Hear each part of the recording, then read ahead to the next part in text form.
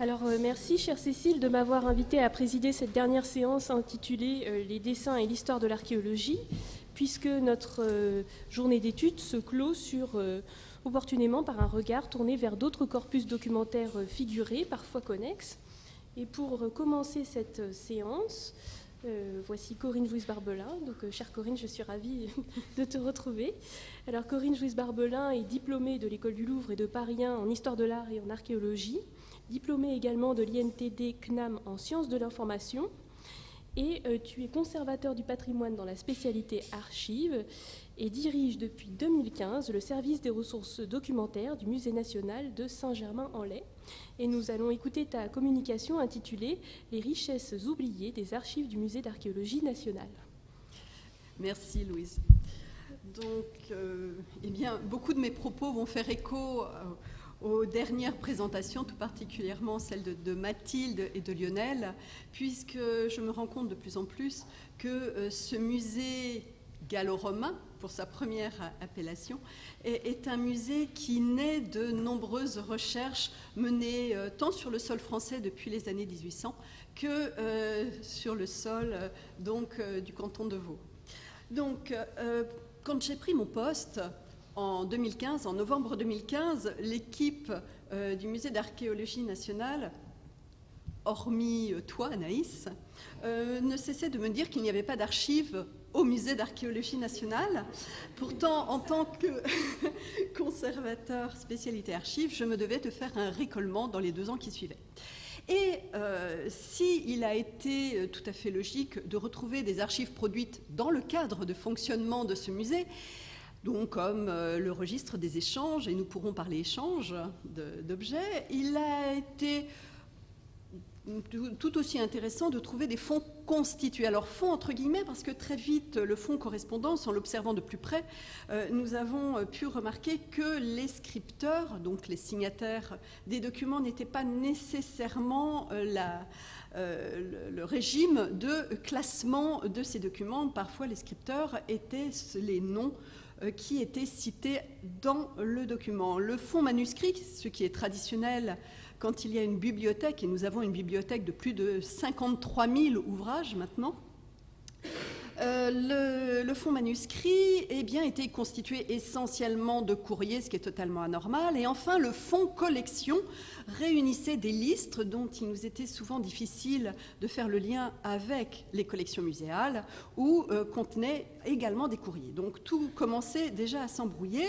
Fonds photographique très imposant, et vous allez comprendre, Lionel, pourquoi je t'interrogeais sur tes photographies, puisque nous avons environ 500 000 images, donc 14 900 plaques de verre. Les plus anciennes auraient été produites dans les années 1860, les plus récentes de ces plaques de verre en 1970, donc une technique au long feu. Plus étonnant encore, plus de 3000 cartes et plans, certaines des plans des évêchés qui étaient annotés de manière manuscrite avec des rehauts de couleurs au crayon, mais également des cartes splendides produites par le dépôt de la guerre. Les choses se compliquaient.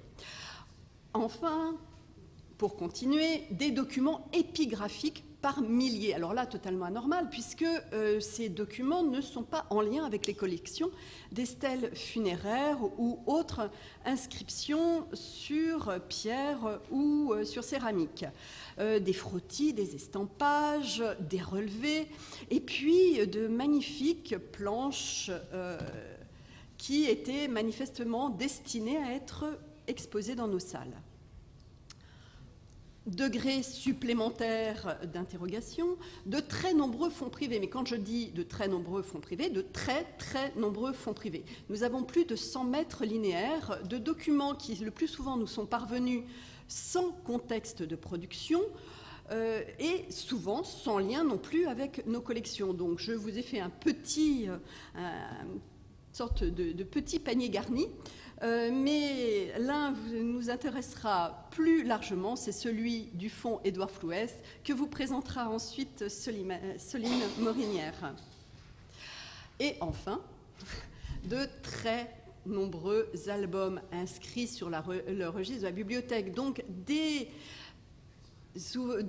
sommes de feuillets, le plus souvent accueillant des dessins découpés ou des relevés découpés et collés, puis ces feuillets rassemblés dans des reliures, souvent de très belles reliures, et enfin ces documents bien posés sur les étagères de notre bibliothèque, bien perdus au milieu d'ouvrages, des ouvrages qui sont pour les plus anciens d'entre eux du XVIe siècle et pour les plus récents bien d'hier.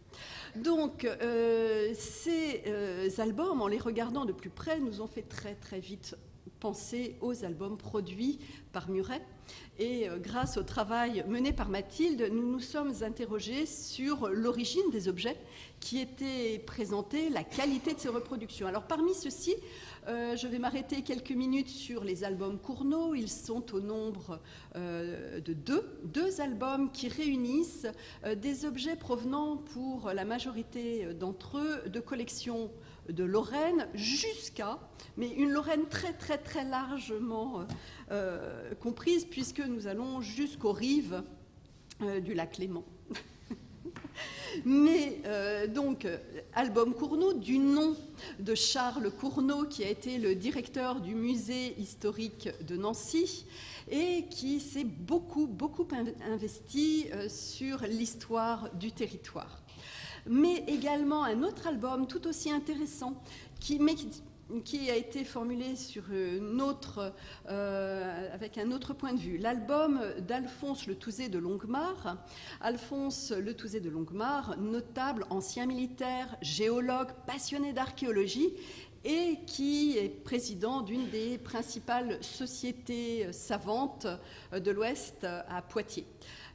Dans cet album, là encore, aquarellé, d'une très très grande finesse de réalisation, vous avez là cette fois-ci un intérêt porté aux restes monumentaux des allées couvertes. Et comme ce personnage de Longuemare est fasciné par la géologie, vous avez non seulement une approche, une approche du plan, de l'élévation, mais également des annotations sur le matériau lui-même, sur le sol, la qualité des sols, avec ensuite toute une interrogation et des hypothèses formulées sur justement l'érection de ces monuments aussi volumineux qu'ils le paraissent. Vous avez également l'album d'Étienne Castagnier. Étienne Castagnier, bien plus humble que ces deux autres auteurs d'albums. Donc Étienne Castagnier, qui est agent voyer, responsable donc de routes et chemins cantonaux. Lui est originaire du Lot et lui va s'interroger sur les restes de ces oppidas qui vraiment mobilisent beaucoup l'intérêt des sociétés savantes et érudits de ce XIXe siècle. Et enfin, alors, l'une des pièces majeures de nos collections, l'album des fouilles d'Alice Saint-Traine, qui rassemble plus de 350 documents retraçant ces fouilles qui sont menées d'avril 1861 à septembre 1862. Donc vous voyez une large étendue de documents qui soit s'intéressent aux objets, aux lieux monumentaux ou à des reconstitutions avec des réflexions sur l'origine de ces monuments et des aspects disparus.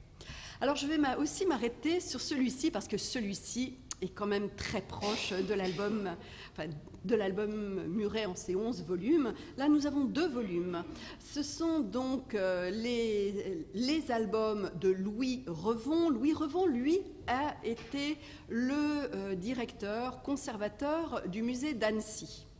L'organisation de ces 2 albums est topographique, alphabétique, c'est-à-dire que les lieux d'origine de ces objets ici représentés permettent le classement de ces feuillets. Alors nous savons que ces dessins, comme pour les albums Cournot, nous arrivaient au musée sous forme de ces dessins, que ces dessins ensuite étaient collés sur les feuillets et rassemblés par le musée dans ses reliures. Là, l'intérêt a été que ces albums ont été présentés au mois d'octobre lors d'un colloque qui s'est tenu à Gap et où les différents conservateurs de musées invités à ce colloque ont réagi parce que ces conservateurs en plein récolement décennal ont retrouvé certains de leurs objets qui avaient perdu leur histoire, en particulier le musée de Barcelonnette, mais aussi le musée de Grenoble, mais aussi le musée de Gap, mais aussi le musée d'Annecy, le musée de Chambéry, etc. Alors, tout cela nous amène à considérer l'origine de ces documents. D'autant que certains de ces documents ont subi un deuxième traitement, alors là, cette fois-ci assez drastique, dans cette série d'albums appelés albums noirs, de la couleur des plats de couverture. Ces albums noirs constitués de manière topographique ont été réalisés au sein même du musée à partir justement de ce foisonnement de documents parvenus à partir des années 1864, grosso modo. Ces albums noirs, a priori, ont été constitués à partir de 1872 et nous allons cesser de les alimenter en 1980. Ce sont en fin de compte l'équivalent des dossiers d'œuvres des musées, mais par site, organisés par département, puis lieu, puis lieu-dit. Ils rassemblent toute l'histoire de ces sites qui sont suivis grosso modo depuis les années 1850 jusqu'en 1980. Vous avez en particulier tiré de cet album noir numéro 11 consacré à la Loire inférieure, aujourd'hui Loire-Atlantique, avec la découverte sur les sites de Saint-Nazaire des premières allées couvertes. Ces découvertes ont été réalisées vers 1864-1865. Et puis vous avez des documents plus récents dont certaines fois ceux qui sont allés porter leur intérêt, par exemple là sur la Côte d'Or, ont apprécié d'ajouter le menu aux photos de fouilles réalisées en 1906. Alors là où je suis restée un moment pantoise, des pièces très très anciennes. Là pour le coup, la plus ancienne qui date de 1469 et puis d'autres qui illustrent les règnes plutôt d'Henri II, Louis XIII, la régence d'Anne d'Autriche et le règne de Louis XIV. Et enfin, en appui de ces pièces anciennes, manuscrites, nous avons toute une collection, plus de 650 d'estampes et dessins illustrant l'histoire du lieu. Donc, comme vous le pouvez voir, des documents qui, très vite, m'ont posé question. Est-ce les traces d'un passé, un labyrinthe, ou les pièces d'un puzzle? Alors, aujourd'hui, nous avons un peu avancé et nous sommes bien en face d'un puzzle, puisque ces documents qui, en fin de compte, peuvent paraître hétéroclites, nous avons pu progressivement retracer leur contexte au travers de l'histoire de l'institution. Donc, pour reprendre très très rapidement, compte tenu du temps imparti, ce puzzle, il nous faut reprendre l'histoire d'un musée installé dans un château, le château de Saint-Germain-en-Laye, très riche d'une histoire passée de l'Ancien Régime, lieu privilégié jusqu'à Louis XIV inclus du pouvoir. Un château qui en 1855, alors qu'il est encore bagne pour les officiers, eh bien, il va être décidé d'en changer le statut et la destination, puisque Napoléon III décide d'y installer un musée qu'il va, dans cet acte de naissance, le décret impérial du 8 mars 1862, qualifié de musée gallo-romain, et vous allez voir, ça son importance. Un acte très très court qui simplement spécifie que ce musée sera installé dans le château de Saint-Germain-en-Laye et que Claude Rossignol en sera le conservateur adjoint. Pourquoi un acte si court? Bien, tout simplement parce que ce musée n'a pas de collection et ce musée n'a pas de concept. Donc, 1862, nous sommes à l'orée d'une très très belle aventure donc musée qui va être inauguré par l'empereur le 12 mai 1867. Un empereur qui va essentiellement inaugurer des salles de la préhistoire. Il va en être très déçu parce que son musée gallo-romain est essentiellement un musée de préhistoire à son ouverture, mais qui néanmoins va lui dédicacer sous donc une édition extrêmement luxueuse les 2 premiers tomes de l'histoire de Jules César. Le tome 1, publié en 1865 d'une Rome avant l'arrivée de Jules César, le tome 2 de 1866, eh bien, qui repose sur les commentaires de César et la guerre des Gaules. Alors, voici les Benfait qui se penchent sur un très joli berceau. Ces hommes sont ces érudits venus d'horizons extrêmement variés, comme la géologie, la numismatique, l'épigraphie, mais aussi l'anthropologie, la botanique. Ces hommes sont rassemblés dans une commission appelée Commission consultative pour l'organisation du musée. Alors vous pouvez reconnaître certains d'entre eux, comme Napoléon III bien évidemment, mais également Adrien de Lomperrier. Le musée, quand il est conçu, est un musée sous direction du musée du Louvre, sous le département des Antiques. Mais vous allez peut-être connaissez-vous moins Penguillier-Laridon, qui à l'époque est le directeur du musée de l'artillerie, donc futur musée de l'armée. À Penguillier-Laridon, il faut associer Félix de Saulcy, ancien directeur du musée, et Verschère de Réfy. Voilà ces militaires qui sont omniprésents, auxquels il faut rajouter Casimir Creully, qui est un éminent épigraphiste, ancien militaire.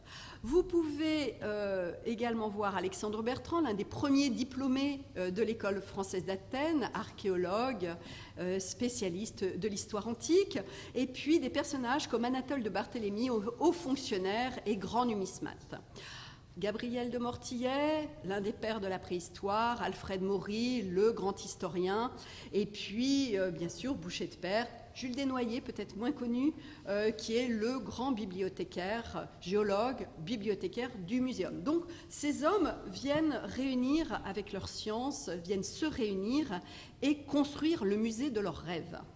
Alors, ce musée de leurs rêves, Verschère de Réfy, va le définir dans des documents qui sont très révolutionnaires. Des documents qu'il va transmettre à l'empereur en 1864 et 1865 et dans lesquels ces formules sont vraiment initient, en tout cas pour les musées impériaux, de nouvelles espèces de musées. Alors, il faut que les objets qui seront présentés dans ce musée soient de provenance authentique. Et là, nous retrouvons ces termes que vous avez utilisés dans les dernières présentations. Mais ça doit être surtout un musée scientifique, un musée historique. Alors, un musée scientifique qui doit être donc à la page, qui doit être vraiment le lieu où l'on retrouve les dernières découvertes. Un musée historique, on signifie par là, ça ne veut pas dire un musée de l'histoire, ça veut dire un musée présenté de manière pédagogique. Et surtout, à cette expression musée historique, il faut lier l'expression « donner au public le goût de l'étude ». Vous avez là l'un des premiers musées pédagogiques qui devient un instrument de la connaissance. Alors, on met très vite en place un process qui est particulièrement innovant et nous retrouvons dans ce petit paragraphe du texte transmis à l'empereur le 5 octobre 1864 vraiment ce que doit être le musée. Dès qu'un objet arrive à Saint-Germain, il est catalogué, reproduit par le moulage et la photographie. Donc nous sommes vraiment sur une nouvelle formule, je dis bien dans le cadre des musées impériaux, puisque Lionel m'a beaucoup perturbé avec l'ensemble de sa présentation. Donc chaque jour, les musées de province ou de l'étranger commandent les pièces pour compléter leur collection. Donc on rentre dans un réseau. Mais surtout, l'atelier prélève sur ses travaux un léger bénéfice. Nous avons intégré dans ce musée tout son mode d'organisation financière, si on pouvait le faire encore. Alors, ensuite, la création d'un centre de recherche archéologique. Ce n'est pas vraiment un musée à l'origine, c'est un centre de recherche, et il faut l'entendre ainsi. Son but est de centraliser par voie d'acquisition, d'échange ou de reproduction les découvertes archéologiques. Et il mentionne en 1870, malheureusement à la veille de la chute de l'Empire, que ce musée va être vraiment au cœur de tout un système de distribution de la connaissance. Une muséographie se construit progressivement, elle est à l'appui de ce concept, et on voit très rapidement que les objets, bien sûr, sont dans des vitrines, mais ça c'est le propre d'un musée, mais très vite, les murs sont tapissés de documents qui permettent d'intégrer à ces collections muséales toute une somme d'informations sur l'origine des objets. Il faut apporter la preuve de l'origine de ces objets. Et alors, quand je dis que ces documents sont envahissants, ils sont vraiment envahissants, à tel point d'ailleurs qu'en 1880, nous avons fait une restitution sur plan de l'implantation de ces documents. Nous ne savons pas très bien comment le public circule, puisque vous avez en particulier ces meubles à volets, et donc une étudiante, Angélique Allaire, a fait toute une étude sur l'implantation de ces meubles à volets qui peuvent comprendre jusqu'à 80 documents de ce type. Ces documents, qui sont le plus souvent des documents réalisés soit à l'aquarelle, soit à la gouache, et qui reforment les séries, parce que, en fait, ces objets archéologiques n'ont d'intérêt que parce qu'ils sont en série. Alors pourquoi, en fin de compte, qu'est-ce qui a justifié la création de ce musée? Eh bien, la création d'une commission, une commission administrative, la commission de topographie des Gaules, qui est fondée en 1858, en juillet 1858, à la demande de l'empereur, mais qui sera sous tutelle du ministère de l'Instruction publique.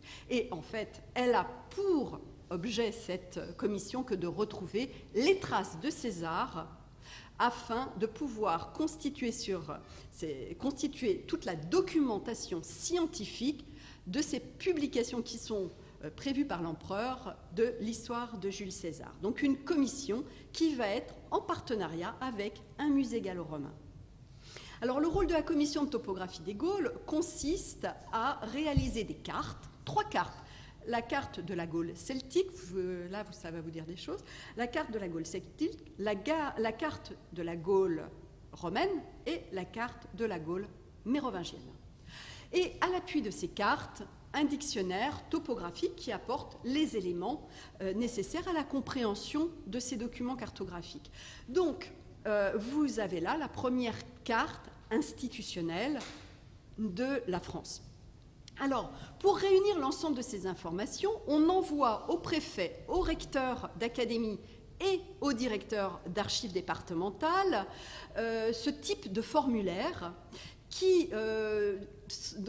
permettent ainsi d'inventorier l'état archéologique connu des Gaules. Donc, dans chaque département, vous allez avoir la distribution auprès des sociétés savantes et d'érudits locaux de ces formulaires qui sont à remplir. Et ils sont à remplir de la manière suivante. On indique dans chaque département les villes et lieux-dits, et on intègre des pictogrammes dans ces colonnes. En fait, ces pictogrammes, donc toute cette réflexion sur comment signifier le plus rapidement possible l'existence d'un monument, ces pictogrammes, c'est ceux que vous retrouvez aujourd'hui sur vos cartes Michelin. Et on exige ensuite de justifier de cette intégration du pictogramme dans ce formulaire. Mais on ne s'arrête pas là. Vous allez avoir un jeu d'aller-retour entre les membres de la commission de topographie des Gaules et les correspondants locaux. Et donc, on voit là la signature d'Alexandre Bertrand, qui est le secrétaire de la commission de topographie. Et donc, on demande aussi à l'appui preuves. Donc, ces preuves vont prendre la forme de mémoire, ces preuves vont prendre la forme de dessin, ces preuves vont prendre la forme d'objets. Vous voyez très bien ce qui arrive très vite. Alors, ce qui est très curieux, c'est que la commission de topographie des Gaules remporte un succès immédiat auprès des sociétés savantes et des érudits. Et très vite, l'ensemble des documents affluent aux 2 rues de Bellechasse, au ministère de l'Instruction publique. La commission de topographie des Gaules a à sa disposition 2 petites salles qui très vite sont complètement engorgées. Donc vous me voyez venir. Nous sommes là dans les années 1860. En fait, le musée d'archéologie nationale va être conçu pour accueillir l'ensemble de ces documents. D'autant que dans la commission consultative que je vous ai présentée très brièvement, en fait, vous allez voir que quasiment la moitié des membres de la commission consultative, eh bien, font partie de la commission de topographie des Gaules. En fin de compte, ce musée est conçu comme la vitrine des travaux de cette commission administrative. Alors, bien sûr, cette commission administrative, elle a un rôle, comme je vous le disais, c'est de retrouver les traces de César. Et on voit très bien que la question d'Alésia est au cœur même non seulement de la création du musée, mais des premiers travaux de la commission de topographie des Gaules. Et on voit très bien également qu'on rassemble les preuves, et tout particulièrement les photos, c'est-à-dire cette captation du réel, pour pouvoir justifier de l'approche scientifique du projet. Pour autant, Napoléon III ne verra jamais cette salle dont il rêvait et auquel il a beaucoup contribué financièrement, puisque cette salle, la salle de la Conquête, ne sera ouverte qu'en 1879, puisque le musée étant un musée historique, donc avec une présentation chronologique, le temps qu'on arrive à la conquête des Gaules par Jules César, eh bien, l'eau aura coulé et puis surtout, on a besoin de fonds. Alors, ce qui est tout aussi intéressant et qui vient justifier la présence de ces albums, c'est que là, vous êtes au premier étage, en 1869. Nous avons une description. Alors, première salle, la salle de la pierre taillée. Deuxième salle, de la pierre polie. Troisième salle, des mégalithes. Et puis, on arrive dans la salle 4, qui est une salle très innovante, puisque c'est la salle d'études. Cette salle d'études, elle vise à rassembler, on l'appelle bibliothèque parce qu'on ne sait pas trop comment l'appeler autrement, mais elle vise à rassembler tous les documents qui viennent justifier de l'histoire antique du territoire, de l'histoire du territoire gaulois, des Gaules. Et voilà pourquoi, en fin de compte, l'ensemble de ces albums, parce que très vite, alors vous avez la mise en place de tout un mobilier qui est prévu dès 1866 pour pouvoir accueillir ces documents, les classer, et ils vont être très vite classés. Et alors, bon, ça, je suis désolée, c'est le slide que je préfère. Et donc, on va demander qu'un archiviste soit recruté pour pouvoir justifier du bon classement de ces documents. Et tout serait bien allé dans le meilleur des mondes si, entre-temps, Napoléon III ne s'était pas fait enfermer à Sedan et n'avait laissé la place à la Troisième République. La chute du Second Empire est bien sûr un traumatisme pour ce musée qui est intitulé par Napoléon III même « Mon enfant chéri ». Donc, l'arrivée de la Troisième République fait trembler sur ses bases l'institution. Et pour autant, elle va être sauvée par les sociétés savantes qui ont trouvé dans ce lieu leur lieu de recherche.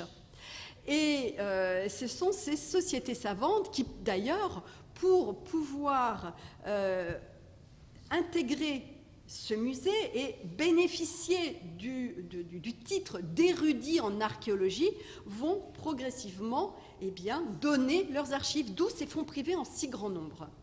Mais pour autant, la Troisième République régulièrement attaque le musée. Vous avez là ce texte qui est rédigé par Alexandre Bertrand en 1896, au lendemain de la création de la Réunion des musées nationaux, alors qu'on souhaite retirer l'atelier de moulage et l'atelier de photographie, emblème aujourd'hui de la Réunion des musées nationaux. Ce musée fait front.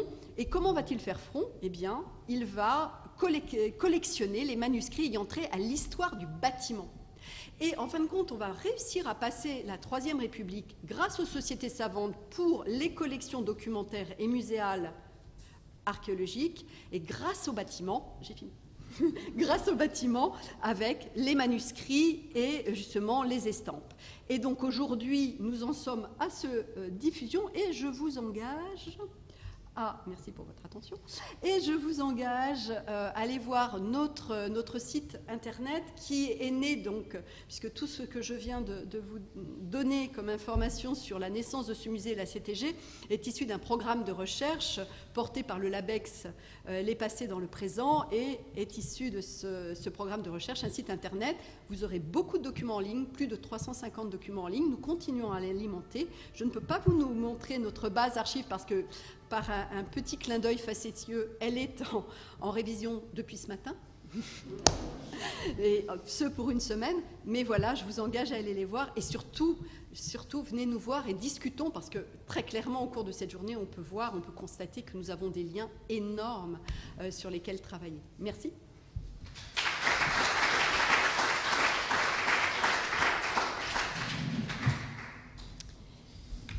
Corinne, reste peut-être ici s'il y a des questions. Je vais mettre... Très bien. Alors merci infiniment pour cette typologie impressionnante qui se double de quantité non moins colossale. Merci pour la présentation de ces albums dont tu as souligné avec les singularités, les multiples intérêts. Merci également pour cette présentation de cette passionnante entreprise de la Commission topographique des Gaules. Et je crois que tu peux faire tienne l'expression de mon enfant chéri. On sentait que c'était... Alors, y a-t-il des questions pour Corinne, s'il vous plaît? Oui, Marielle. Est-ce que tu as commencé à numériser les estampages? Parce qu'on va se lancer là-dedans. Alors, je trouve qu'il y a quelque chose... Oui. Il y a un réseau à faire sur les estampages. Ah, mais énormément, un réseau énorme. Oui, oui. Parce qu'en effet, nous en avons retrouvé également aux Archives nationales. Donc, une grande partie des archives de la Commission de topographie des Gaules est hors de nos murs pour des raisons liées à l'histoire de notre institution. Nous avons pu en retrouver aux Archives nationales perdues au milieu des archives du CTHS.